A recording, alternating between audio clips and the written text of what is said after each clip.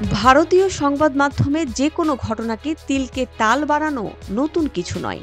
সেই সাথে স্বাভাবিক ঘটনাকে অতিরঞ্জিত করে প্রচার করার মতো অভিযোগও আছে।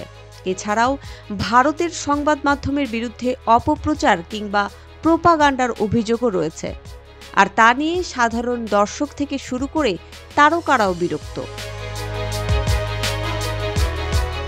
ভারত ও পাকিস্তানের মধ্যে সীমান্ত উত্তেজনা ও সামরিক সংঘর্ষ বাড়ার প্রেক্ষাপটে বলিউড অভিনেত্রী সোনাক্ষী সিনহা ভারতীয় টেলিভিশন সংবাদ মাধ্যমের বিরুদ্ধে তীব্র সমালোচনা করেছে।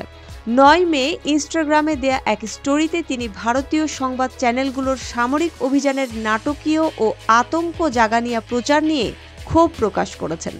শুধু তাই নয়, সংবাদের তথ্য ও ভাষার অতিরঞ্জিত শব্দ প্রয়োগ, তথ্য বিভ্রাটের মতো অভিযোগ করেছেন এই অভিনেত্রী।